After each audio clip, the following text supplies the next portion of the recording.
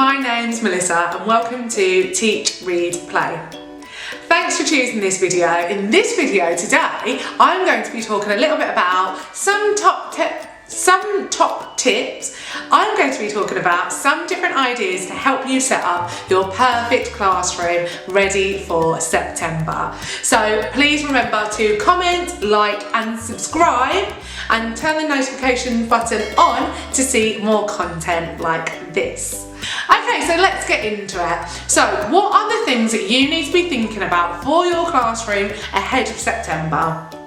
The first thing that I suggest is thinking very carefully about your classroom and what you want it to look like.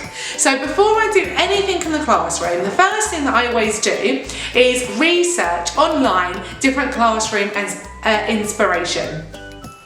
Pinterest is one of the best places for this. Pinterest has great ideas of different displays and reading areas that you can have in your classroom and different classroom themes. So definitely recommend checking out Pinterest. Another thing everyone knows that I'm really a big fan of is Teachergram. So get onto Instagram and follow some teachers for some inspiration of what your classroom could look like.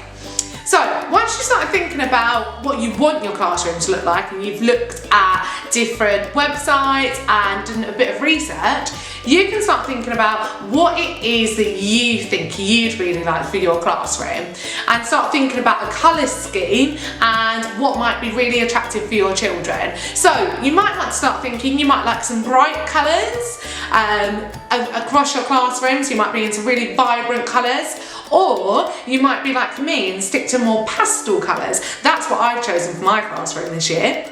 Or you might like a more natural effect with Hessian and natural environment for your children, which is really popular in early years and Key Stage 1 at the moment. And there's lots of inspiration on this on Instagram, so check that out. So once you've started having to think about what colours you want to use, you can then start building up the rest of your resources based around that colour scheme and the theme. So once you have decided on a colour scheme, you can start thinking about finding resources that are linked to that colour scheme so that everything is well coordinated within your classroom. So the next thing that you can do is start looking for little things that you want around your classroom. So start thinking really carefully, what area in the school are you working in? So if you're working in early years, you want to make sure that everything that you get is in line with the early years and what you would need in early years. So you might want to have days of the week up, you might want to have numbers to 20, you might want to have symbols, you might want to have shapes in your maths area, you might want to have phonics resources and reminders around the classroom. You might want to have an all about me board with pictures of them on there. You might also want to have a next step board or a wow work or a working wall where the children can celebrate their work. If you're thinking more Key Stage 1, you might need to start thinking about what you need in Key Stage 1, like easy reminders for the children. So thinking about your maths board to start off with.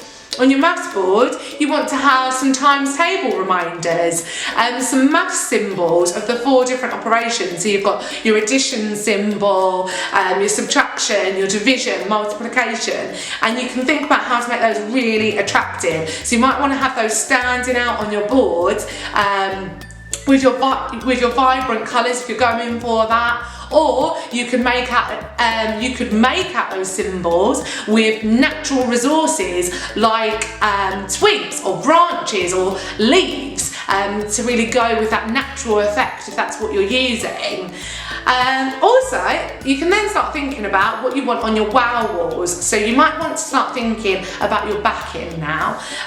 So you can back your boards with the colour scheme that you were thinking of, and then start doing your titles. And I always recommend doing your titles in the same colour as your borders on your board, because it looks really nice and also coincide with your colour scheme. The next thing to think about is one of my top tips to do in the classroom when you're setting it up is walk in as a child, thinking about what you will see as a child. So if you're in early years or Key Stage 1, you want to get down onto your knees and sit down on your knees and look around the classroom, and that is at the exact eye level for each child. So you're thinking, what can that child see at that level?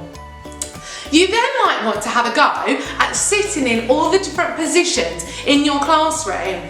What can that child see when they're sat there, and what would they need a regular reference to? So for instance, if the children are sitting down, they might need to constantly see reference to their sound buddies or the phonics scheme and the sounds that they're learning. So making sure that that's at eye level so that they can see that.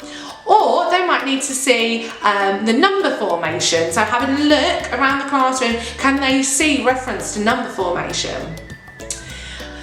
In addition to that, you might want to now start thinking about how you're going to group your tables and what that's going to look like.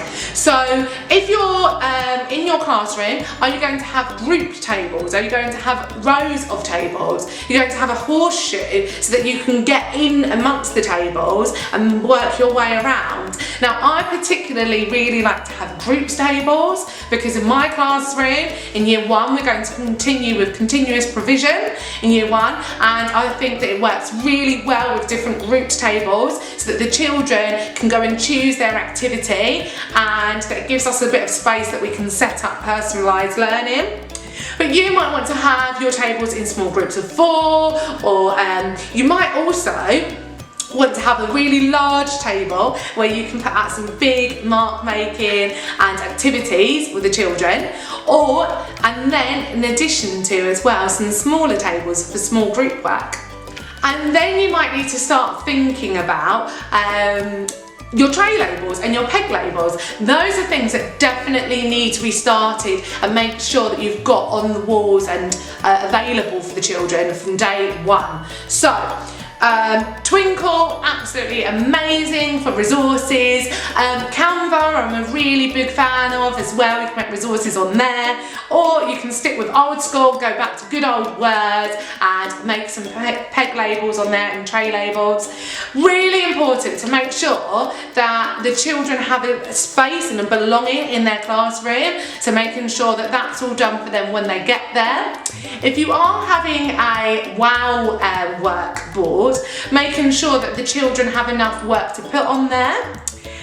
Now also, in addition to setting up your classroom, I think it's really important to make sure that every board has enough element of the children's work. So if you want to create things to make it look really attractive for yourself, brilliant, go ahead with that, but also make sure that there's space on each board to celebrate the children's work as well. On your English board, you should also think about reminders that the children need. So if you're in Key Stage 2, you might want to start thinking about GPS reminders, punctuation reminders that can stay up there all the time, or that you can amend according to what writing you're doing at the moment. And then I also think it's really important to use your working words by making sure that you are putting up relevant modelled writing or modelled maths or modelled art that you are doing at the moment, so that the children can always refer to.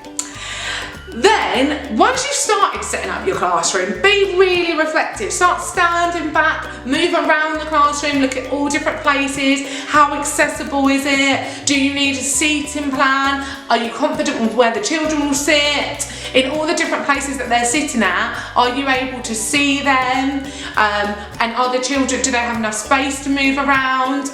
Is your maths area easily accessible for the children? Do the children have pencils and pens on their table? So just your general classroom management, thinking about what is your protocol. Are you going to have pencils on your table? Are the children going to be independently going to seek their resources for their work? Where will you store their books?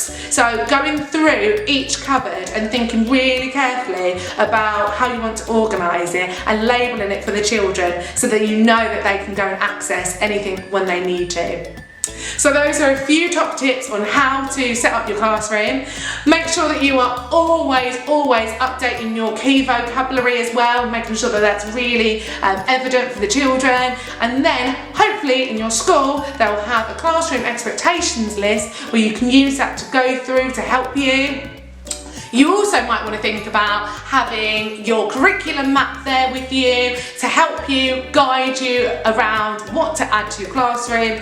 So in year 1 we'll be looking at Van Gogh, so my art board will definitely have some art that's inspired by Van Gogh, maybe some information about him, and then celebrating all of the children's great work on that art board as well. So remember, an inviting classroom is going to make all of the children feel happy and confident as they enter the room, and it's going to be a really nice, safe, happy space for you to be teaching in as well. So those are a few top tips that you can use for setting up your classroom ahead of September. Thanks for watching. Please remember to leave a comment and a thumbs up to help this video grow. Bye bye.